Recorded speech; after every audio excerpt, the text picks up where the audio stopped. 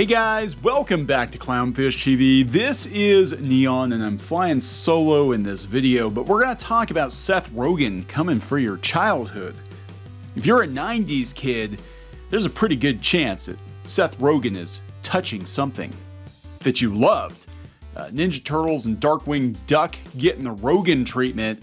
I don't know what this guy is doing to land every coveted 90s era reboot, but he's doing both. He's doing Ninja Turtles and he's doing Darkwing Duck, and I have a feeling that he's gonna be taking Darkwing Duck from behind. If the Chip and Dale Rescue Ranger trailer is any indication of the caliber of reboot that Disney is looking for on Disney Plus. But we'll talk about Turtles first. Before we get into that, please subscribe for more pop culture news, views, and rants, guys. Over 257,000 subs. Thank you so much for the support. We do talk about pop culture, talk about animation, talk about Disney. We've talked about Seth Rogen before, and not in a very positive light. Seth Rogen, his Santa Inc. animated series on HBO Max was the lowest rated television show ever. Now, he did pen the deals for both Darkwing and Ninja Turtles before the disaster that was Santa Inc. aired. Rogen, of course, blamed racism and all kinds of crazy shit on its failure, not the show itself, of course not. Did not go over very well, and now he is coming for Ninja Turtles and he's coming for Darkwing Duck. Now, this was actually announced last summer that he was doing Teenage Mutant Ninja Turtles. He put it out on Twitter, but there's more information now because I guess Paramount Plus had some sort of event or something today. I don't know. Anyway, Seth Rogen's Teenage Mutant Ninja Turtles reboot will be followed by new movies focused on villains. Update: these movies will be based on Seth Rogen's reboot.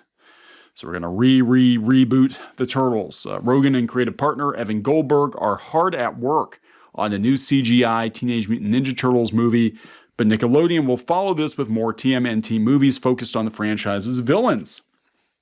Bebop and Rocksteady by Seth Rogen. Oh, that's gonna be really good. That's gonna be really good. During the Viacom CBS Investor Day, the company announced the upcoming Rogen-produced Ninja Turtles movie coming in 2023 will be followed by the launch of a new series of films focused on the villains. These movies will premiere exclusively on Paramount Plus starting in 2023.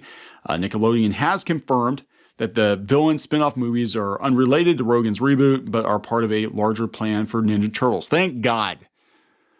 Thank God. So which timeline are they going to use? Rogen's reboot was announced back in 2020 and later given a 2023 release date.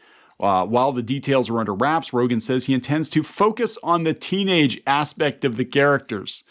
So they're going to be horny and high, guaranteed. The film will be directed by animation veteran Jeff Rao. Gravity Falls, Disenchantment, with Brendan O'Brien Neighbors writing. So like adultish cartoons. Okay. TMNT has a rich library of villains who can star in their own films. The most well-known of the lot may be Shredder. Characters like Bebop and Rocksteady, Krang, Rat King, and Hun could take center stage in the movies. This animated universe isn't the only Teenage Mutant Ninja Turtles project in the works. Saturday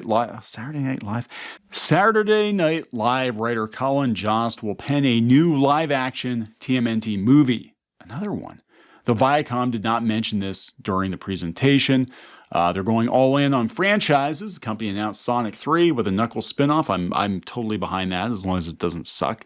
As well as a second season for Halo. Oh, hell no. With TMNT also expanding alongside the likes of Star Trek, CBS is committing to the streaming wars. More Halo.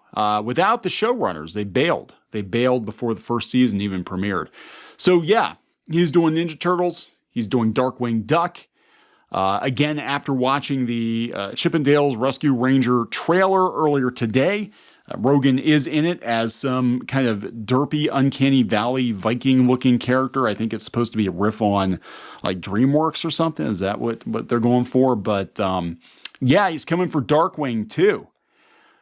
Why? I don't understand this. You had DuckTales 2017, which is a very good reboot, in my opinion. I know a lot of people didn't like it. A lot of people that watched the channel didn't like it. I actually worked on Scrooge McDuck stuff for years.